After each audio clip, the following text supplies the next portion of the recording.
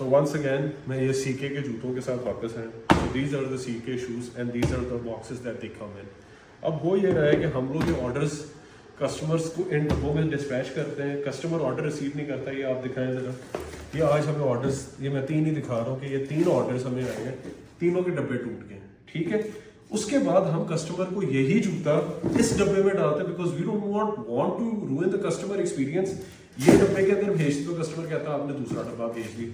अच्छा, अब हम लोगों को समझ नहीं आ रही कि हम करें क्या, because we do not have the boxes for these shoes anymore.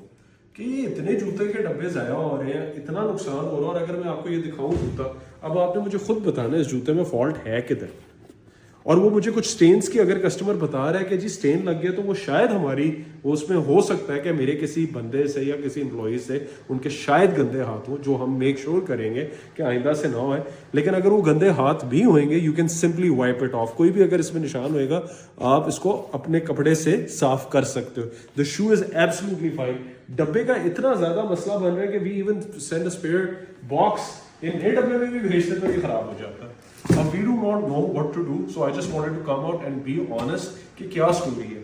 तो पाकिस्तान में ई कॉमर्स या कोई भी बिजनेस के अंदर मसला है. इसमें मुझे पता है कुरियर की भी फॉल्ट है, लेकिन इसमें कस्टमर की भी फॉल्ट है कि ऑर्डर करके वो रिसीव नहीं करते. ये डब्बे इतने मतलब ये रिटेल के लिए बने हैं, तो वहाँ रिटेल में तो कस्टमर को मसला नहीं होता. लेकिन पाकिस्तान में जिस तरह कुरियर किसी भी चीज़ को हैंडल करता है, आपको पता ही है.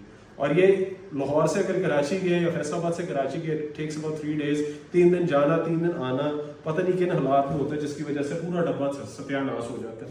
हम नए डब्बे इस्तेमाल करते हैं. ये भी मुझे पता है कि मैं जब भेजूंगा इस डब्बे को और कस्टमर इस डब्बे को भी रिसीव नहीं करेगा, उसका भी यही हाल रहेगा. So I hope you understand our point. Thank you for watching and have a great day.